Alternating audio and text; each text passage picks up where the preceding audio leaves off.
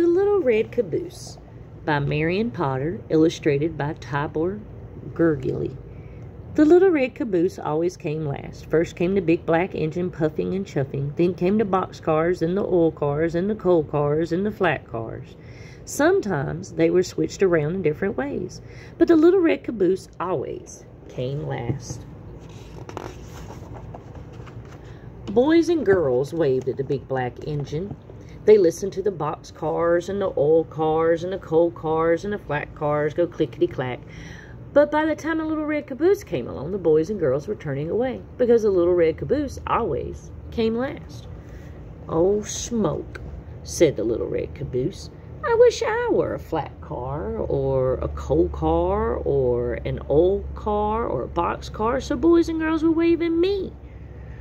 How I wish I were a big black engine puffing and chuffing way up at the front of the train. But I'm just a little old red caboose. Nobody cares for me." One day the train started up a mountain. Up went the big black engine. Up went the box cars, up went the oil cars, up went the coal cars, up went the flat cars, up went the little red caboose. "Hang on tight, little caboose," called the flat car. "This is a long, tall mountain, and you're the last car on the train." "Don't I know it," said the little red caboose with a sigh. "Poor me." The train went slower and slower and slower. It looked as if that train could not get up the mountain.